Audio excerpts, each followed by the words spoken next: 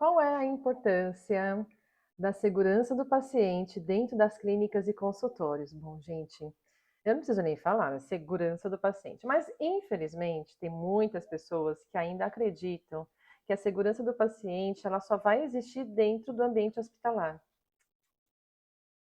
De jeito nenhum. Afinal, tanto na odontologia quanto na medicina, vários procedimentos ambulatoriais, até de pequenas cirurgias, né, são realizadas dentro de ambulatório ou clínicas que nós sabemos muito bem disso.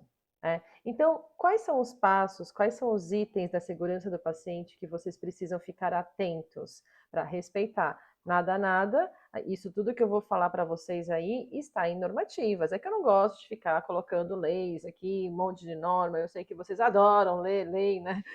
Por isso que eu não coloco, mas eu vou falar para vocês qual é a importância, né, desse sistema dentro da sua clínica e do seu consultório, tá? Primeira coisa, identificação correta do paciente. Gente, quando eu faço, né, as minhas consultorias e também até os casos de auditoria interna dentro do consultório, pessoal, existe um grande problema em relação à identificação do paciente, né? Eu já peguei casos aí que existia dois prontuários, sendo que um prontuário estava lá meio perdido dentro dos documentos, um outro, segundo, era digital, né? Porque aí o profissional já começou a utilizar prontuário eletrônico e estava no eletrônico, só que ele não viu que tinha lá um outro físico, né? Tomar bastante cuidado. Outra coisa, colocar nome de forma legível, se você usa ainda prontuários físicos, porque tem muitos profissionais que escrevem, ou mesmo a secretária, ou mesmo o próprio paciente escreve o próprio nome e os dados. Gente, não dá para entender o que está escrito. E se não dá para entender, esquece, tá? Então, assim, eventualmente, se você vê o paciente preenchendo de forma, né, não legível, pedir para ele escrever novamente, ou mesmo você transferir a informação para uma outra folha, um outro papel, tá? Tomar bastante cuidado com esses erros de identificação, porque muitas vezes, inclusive até na hora de chamar o paciente e observar a documentação, porque tem alguns pacientes, infelizmente, de forma inadequada, né, inclusive cometendo fraude, tá? Falsidade ideológica, ele troca a identificação por causa do convênio, então usa do irmão, do amigo, não sei quem, que tem convênio e ele mesmo não tem. Então, toma bastante cuidado em relação a isso e pegue sempre a documentação e cheque o RG, CPF, algum documento com foto e que esteja, né, visivelmente correta, porque tem alguns aí que o pessoal tira RG, CPF quando tinha 5 anos, não dá nem para saber se é a pessoa, né? Comunicação efetiva. Não adianta, né, se o paciente ou mesmo você como proprietário, como responsável técnico, não conseguir se comunicar de forma eficaz com os seus funcionários e até com os pacientes, né? Essa falta de entendimento pode levar muitas vezes à quebra do relacionamento profissional-paciente, fazendo com que esse paciente entre com uma ação judicial contra você ou contra a clínica. Então tem que tomar bastante cuidado com essa falta de entendimento. Tá? Um dia eu vou falar somente sobre essa parte de comunicação efetiva, né? Mas, por exemplo, a gente tem aí até problemas entre os funcionários, né? Que um sai e o outro continua. Será que isso está sendo realmente bem cumprido? Será que está todo mundo falando a mesma língua? O pessoal está recebendo clareza nas informações sobre a troca de plantão, a troca de profissionais, tá?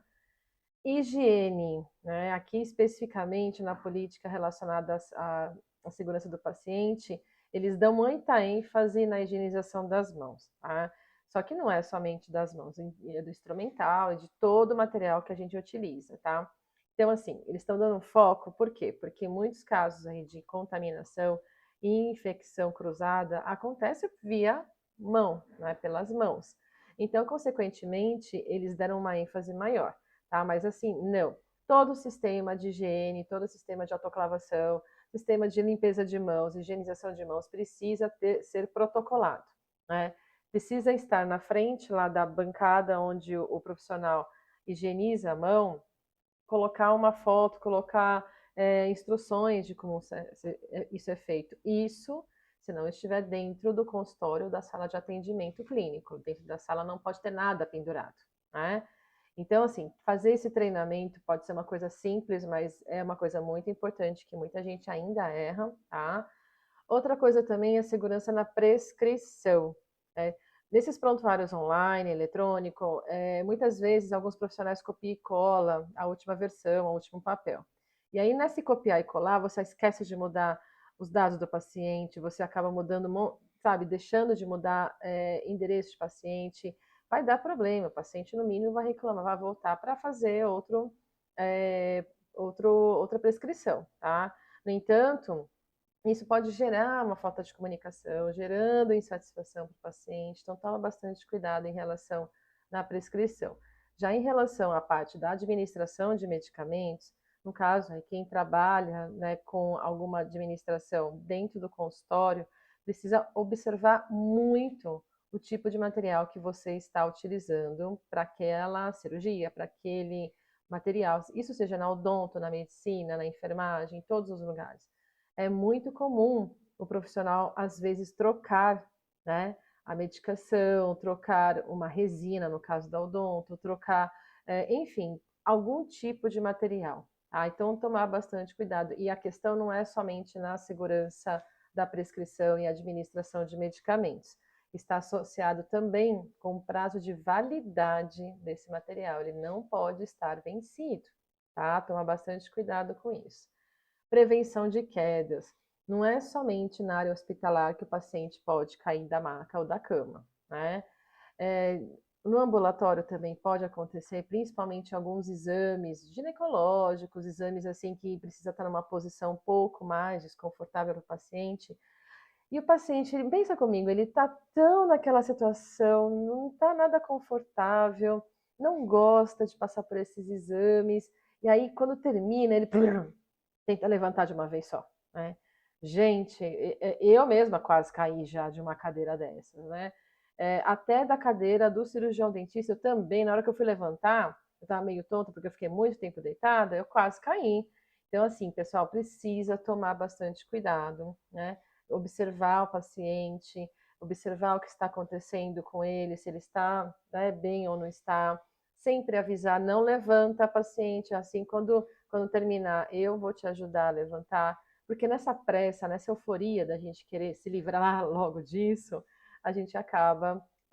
paciente, acaba fazendo esse tipo de ação, né? Cirurgia segura, então vai desde o material autoclavado até a utilização desse material e outros insumos na cirurgia. Então, esse material está adequado, esse material não está vencido, com a autoclavação não vencida, o remédio também está correto e assim por diante, tá? Então, tudo isso somando aí durante o ato cirúrgico pode diminuir a chance de ter problemas, incluindo até a formulação de um checklist cirúrgico.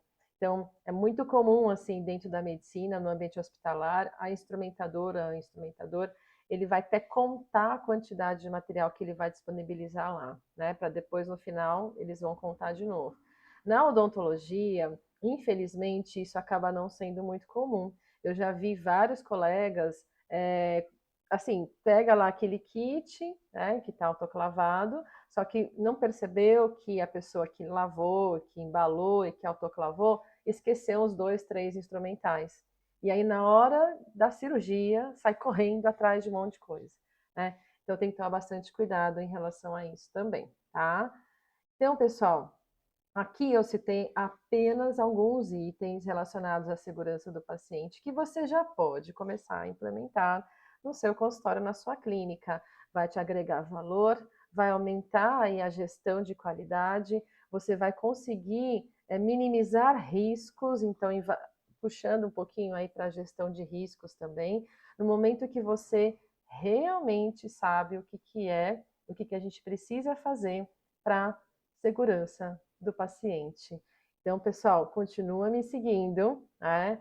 Se não segue, segue agora aí, clica aí, para que nas próximas aulas, nas próximas semanas, vocês tenham mais material relacionado à gestão de riscos, segurança do paciente, gestão de qualidade, tudo isso para a sua clínica e para o seu consultório.